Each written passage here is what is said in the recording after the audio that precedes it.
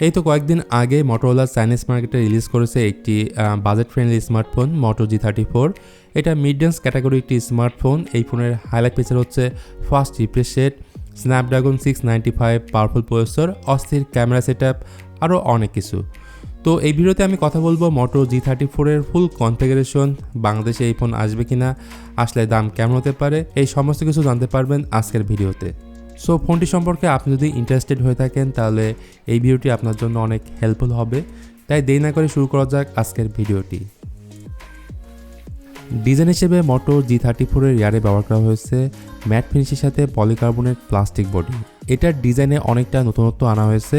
Back প্যানেলে যে plastic ব্যবহার করা হয়েছে এটা নর্মাল কোনো প্লাস্টিক না, এখানে PMM ম্যাটেরিয়াল ইউজ করা হয়েছে। সাধারণত মোটোরোলা ম্যাক্সিমাম ফোনে কিন্তু এই ধরনের ম্যাটেরিয়াল ইউজ করা হয়ে থাকে। এই ফোনের বড় সুবিধা হচ্ছে dual stereo speaker with Dolby atoms, অর্থাৎ সাউন্ড কোয়ালিটি অনেক বেটার পাবেন এখানে। তার পাশেই থাকছে সেকেন্ডারি নয়েজ ক্যান্সেলিং মাইক্রোফোন।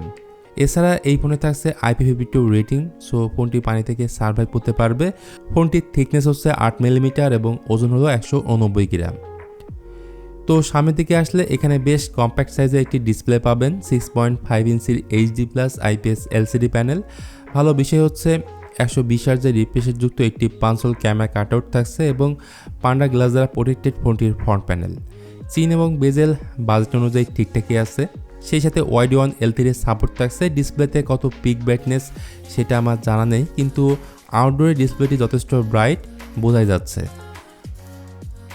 তো এখন যদি কথা বলে এই ফোনটির পারফরমেন্স নিয়ে, Moto G34 ইউজ করা হয়েছে স্ন্যাপড্রাগন 695, যেটা 6 ন্যানোমিটার আর্কিটেকচারে বিল্ড করা একটি 5G প্রসেসর। ফোনটার একটিমাত্র ভেরিয়েন্ট থাকছে 8GB LPDDR4X র্যাম এবং 128GB UFS 2.2 স্টোরেজ টাইপ। সব ধরনের সেন্সরস এখানে রয়েছে, যেমন accelerometer, light, proximity sensor, compass, gyroscope ইত্যাদি। সফটওয়্যার ক্ষেত্রে এই ফোনে out of the box Android 13 রয়েছে এবং ভবিষ্যতে Android 14 আপডেট পাবেন। আর মোটোরোলা ফোনের বড় প্লাস পয়েন্ট হচ্ছে ইউজার এক্সপিরিয়েন্স। কোনো আলতু ফালতু ইনস্টল অ্যাপ নেই। এর কালার অপশন থাকছে দুইটা, ব্ল্যাক এবং ব্লু। এবার তাহলে ক্যামেরা নিয়ে কথা বলা যাক। Moto G34 এর পেছনে রয়েছে 50 মেগাপিক্সেলের একটি প্রাইমারি ক্যামেরা এবং 2 মেগাপিক্সেলের একটি ম্যাক্রো ক্যামেরা, আর সেলফি ক্যামেরাটি হচ্ছে 16 মেগাপিক্সেল। এখানে আলট্রা ওয়াইড অ্যাঙ্গেল ক্যামেরাটি নেই। এছাড়া ফোনটির ফ্রন্ট এবং ব্যাক ক্যামেরা দিয়ে 1080p 30fps এর ভিডিও শ্যুট করতে পারবেন। এছাড়া এই ফোনটিতে EIS বা OIS এর কোনোটিই নেই, তাই ভিডিওতে শেখি একটা ফিল পাবেন। ব্যাটারি হলো এই ফোনের আরও একটি বড় স্ট্রং পয়েন্ট, কারণ এই ফোনটিতে থাকছে 5000 mAh লং লাস্টিং ব্যাটারি এবং এই ফোনটির সাথেই থাকছে 8 ওয়াটের ফাস্ট চার্জার।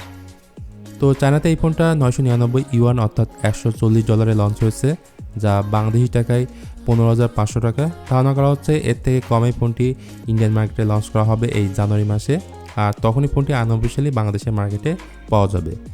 তো ভিউয়ার্স, এই ছিল আজকের ভিডিও Moto G34 5G স্মার্টফোনকে নিয়ে। ভিডিওটি আপনাদের কাছে কেমন লেগেছে জানাতে পারেন কমেন্ট করে। ভালো লাগলে please hit the like button, share করতে পারেন আপনার বন্ধুদের সাথে।